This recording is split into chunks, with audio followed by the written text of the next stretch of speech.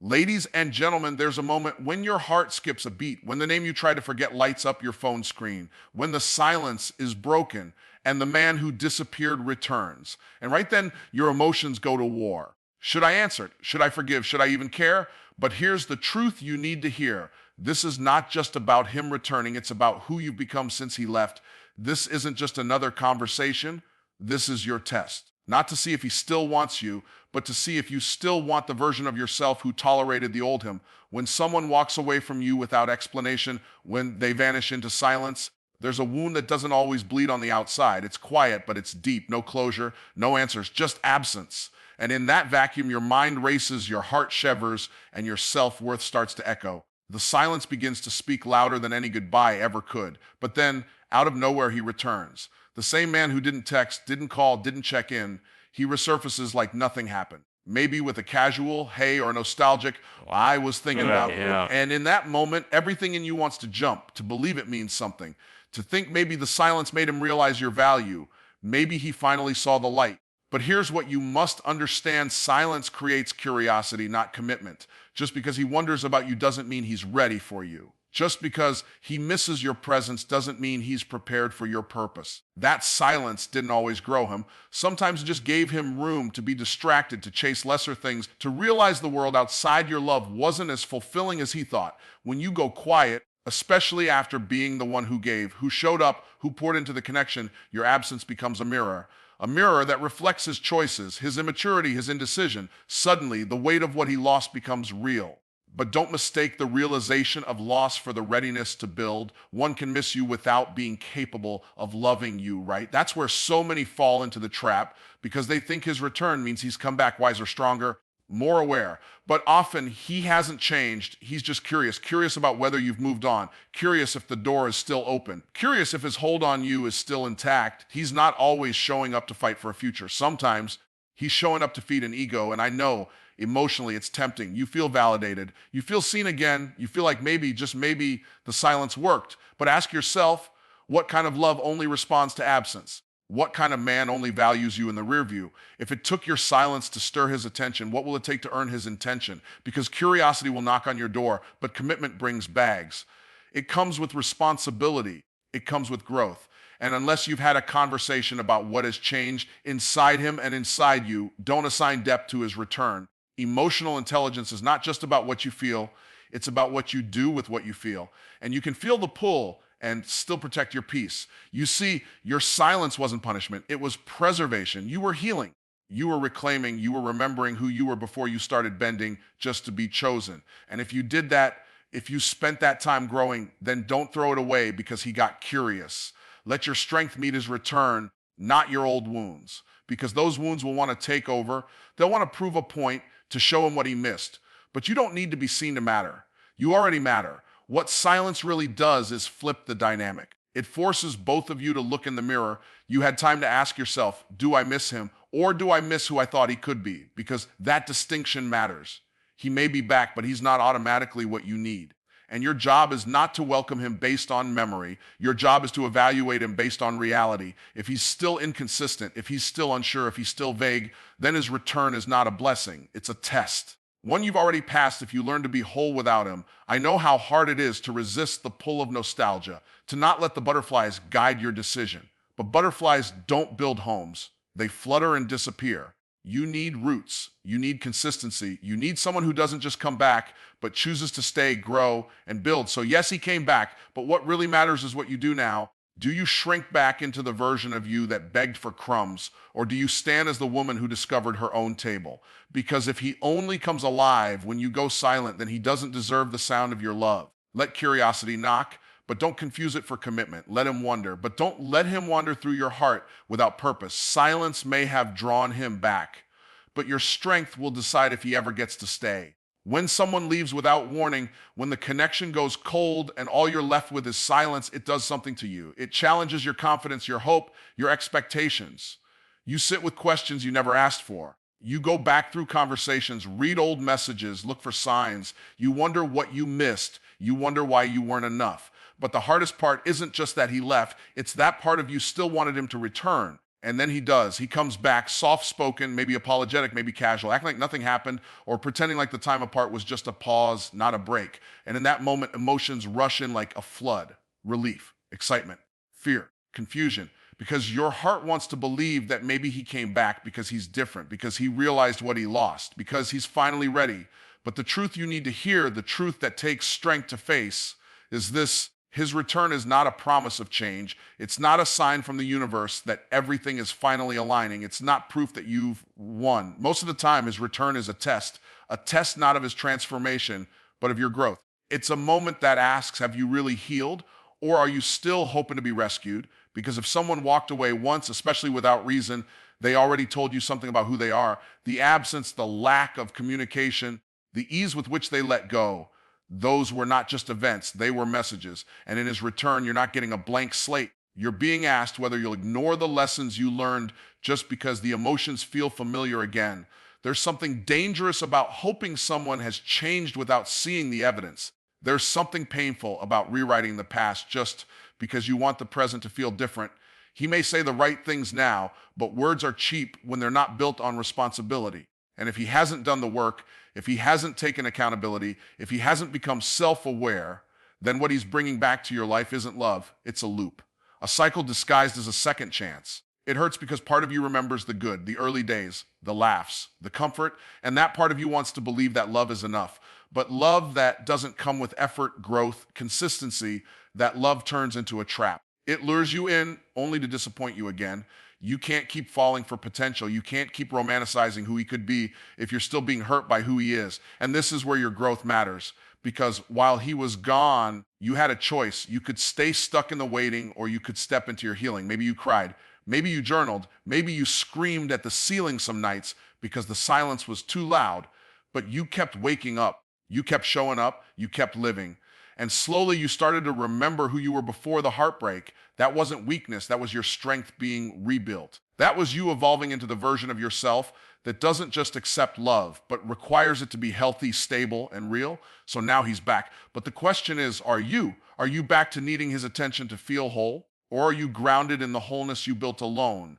Because if you've grown, you're not the same woman who tolerated inconsistency. You're not the same woman who lowered her standards just to keep him close. Growth means you don't just listen to what he says, you observe what he does. Growth means you don't confuse comfort with commitment. Growth means you don't hand your heart back to someone who hasn't proven they know how to carry it. He may be back, but don't let his presence distract you from your progress. If he hasn't acknowledged the pain he caused, if he hasn't asked what you learned during the silence, if he's still dodging accountability, then he didn't return to build.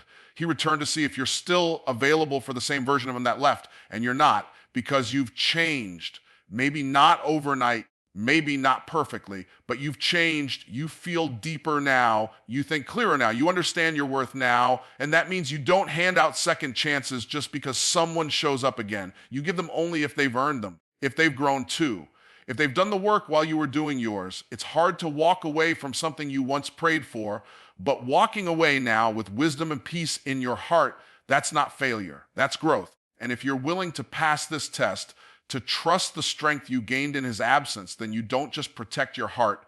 You prove to yourself that you've finally outgrown what once broke you. His return doesn't mean the story continues. Sometimes it just means you've been given the final page, and this time you get to write the ending. There's a moment that comes after the silence ends, after he returns, when you sit across from someone who once left you in pieces, and now you're expected to make sense of it. He's looking at you, speaking soft, acting like no time has passed, like the absence didn't scar you. And all those thoughts and feelings, anger, hope, pain, longing, they come rushing in. But what matters most right now is not what he's saying or even how he's saying it. What matters is that you are no longer the confused version of yourself who waited for answers. Because clarity has the power to shift everything. There's something incredibly powerful about knowing what you want, what you need, and what you will no longer tolerate. And it's clarity, not emotion, that brings you that power. You used to react. You used to jump at the sound of his name. You used to analyze every message, every emoji, every delay in response. You used to try to read between the lines because he never gave you a clear story. That confusion kept you tethered. It made you question yourself, doubt your worth, and accept crumbs in the name of potential. But now, You have to step into something deeper. You have to bring the clarity you found in his absence into the moment of his return, because that's the only way you regain control of your life. It's not by punishing him or playing games, it's by being rooted in your truth. When he speaks, you're not just listening to his words, you're watching his patterns, you're checking his consistency, you're asking yourself, does this align with what I know I deserve now? That shift from confusion to clarity is where your power lies. He may have come back with charm, with apologies, with a little more attention than before, but charm isn't change. Words aren't action. He might mean every word, but meaning doesn't always translate to maturity. And it's not your job to hope he figures it out this time. It's your job to measure his words against his actions and his actions against your boundaries. Before, you may have reacted out of fear. Fear of losing him, fear of being alone, fear that no one else would want you the way he once did. But fear has no place in love. And the version of you who has clarity does not respond from fear. She responds from truth. She responds from self-worth. She knows that not everyone who returns deserves a re-entry. There's something deeply healing about being able to sit in front of someone who once confused you and now calmly ask, what do you want? Why now? What's different? Not because you're bitter, not because you're trying to trap him, but because your clarity demands answers. Because you are no longer available for half love, half truths, and half effort. You've lived through the confusion. You survived the silence. And you earned the right to ask for honesty without shame. Clarity gives you the strength to walk away, not because you hate him, not because you want to hurt him, but because you finally love yourself more than the idea of being chosen by someone who once made you feel optional. That's the real growth. Not moving on in anger, but moving on in peace. Knowing that even if he's still unsure, you're sure of who you are and sure of what you won't go back to, because confusion will keep you in cycles. It will have you thinking in circles, tolerating red flags, and calling them misunderstandings. It will convince you that love means patience, when really it's been avoidance all along. But clarity frees you. It lets you look at him, at the history, at the pain, and still say, this no longer serves me. I deserve more. I'm not mad. I'm just done. You see, it's not about proving anything to him. You're not here to convince him that you've changed or to test if he really misses you. That's not the point. The point is that you are no longer available for confusion. You no longer operate from a place of maybe. You need peace. You need consistency. You need someone who communicates, shows up, follows through. And if he can't offer that, not in words, but in behavior, then his return is just noise. There is power in being the woman who chooses clarity over chaos, who doesn't raise her voice but raises her standards, who doesn't need to win him back because she already won herself. So if he returns, let him talk, let him explain. But don't be afraid to ask the real questions. And don't be afraid to let the conversation be the closure, if that's all it ends up being. Because when confusion is replaced with clarity, you stop reacting and start choosing. You choose peace over patterns. You choose growth over guessing. You choose love that feels safe, not love that keeps you stuck. And maybe that clarity will keep him, or maybe it'll release him. But either way, you win. You win because you finally see yourself clearly. And that's the kind of vision that can never be taken away again. When someone returns after leaving you in silence, the first thing that comes alive is not your logic, it's your emotion. Your heart doesn't ask for details. It remembers the way he made you feel, the way he held you, the comfort in his voice, the hope in his promises. And if you're not careful, that rush of emotion can drown out everything you've learned in his absence. That's why it's not enough to just feel. You have to lead with emotional intelligence, not insecurity. Your insecurities will whisper lies the moment he comes back.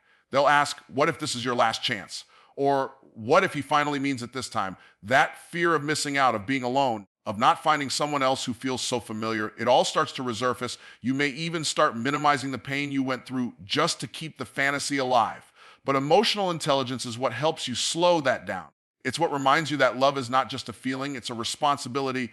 It's not about how much you care, but how well you protect what you built inside yourself. He might come back with kindness, with warmth, even with tears. He may say all the things you long to hear during the nights when his silence broke your spirit.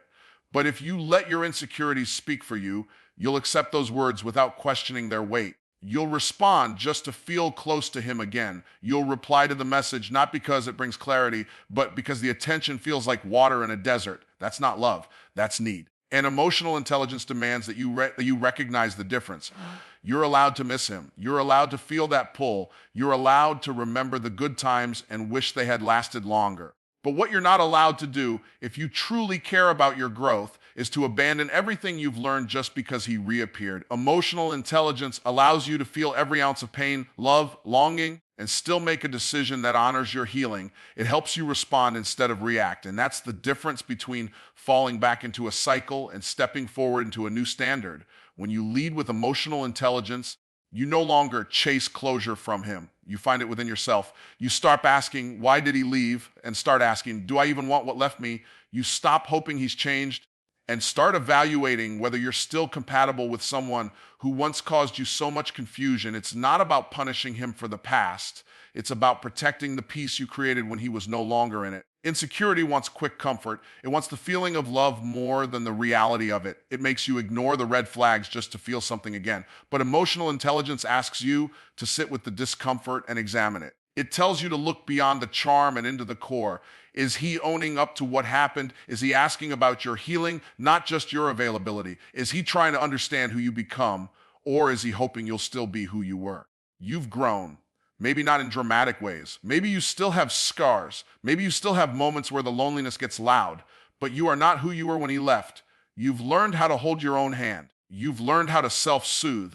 You've learned how to trust your gut, not just your heart. That growth deserves to be honored, not thrown away the moment someone who left you decides they miss what they once had. Emotional intelligence also means you don't need to fight. You don't need to argue or defend yourself. You don't need to scream your worth. You know your value is not up for debate. So if he comes back and he's still vague, still noncommittal, still unsure, then you don't have to be cruel. But you do have to be clear. You do have to stand firm in what you know now. And sometimes that means letting him go again. Not because you don't care, but because you care more about your future than your past. There's power in the pause. There's strength in the woman who takes a breath before she replies, who doesn't rush to say yes just because she remembers what it used to feel like, who doesn't fall apart at the sight of his name because she's rebuilt herself one truth at a time. That's what emotional intelligence looks like. It's quiet, it's steady, but it's unshakable. And if he's truly different, he'll notice that about you. He'll see that you're not trying to win him back. You're standing in who you've become. And that's either going to challenge him to rise up or show you that you've outgrown him. Either way, you win because emotional intelligence gave you your power back. Not the kind of power that manipulates, but the kind that protects. Not the kind that needs to be loud, but the kind that speaks in boundaries. Not the kind that says, look at me, but the kind that says, I know who I am now, and I won't lose myself again just to keep someone else. So he came back. The silence broke. The message arrived. The old presence returned. But what matters most isn't that he came back. It's who you've become since he left. This moment isn't about getting answers from him. It's about recognizing the answers you've already found within yourself. Because his return may stir emotions, but it should never shake your evolution.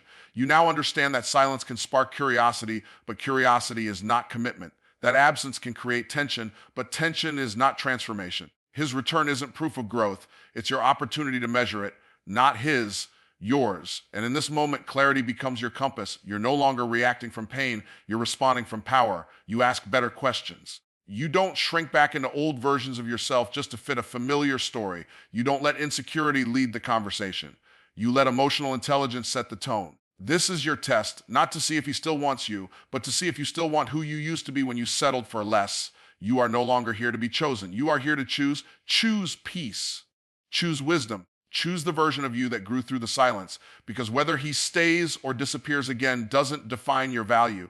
What defines it is how you hold your worth when the moment comes. And if he can't meet you where you've healed, then love yourself enough to let the door close this time for good. This isn't about a reunion. This is about a realization. And the most powerful thing you can do now is not hope he's changed, but prove that you have.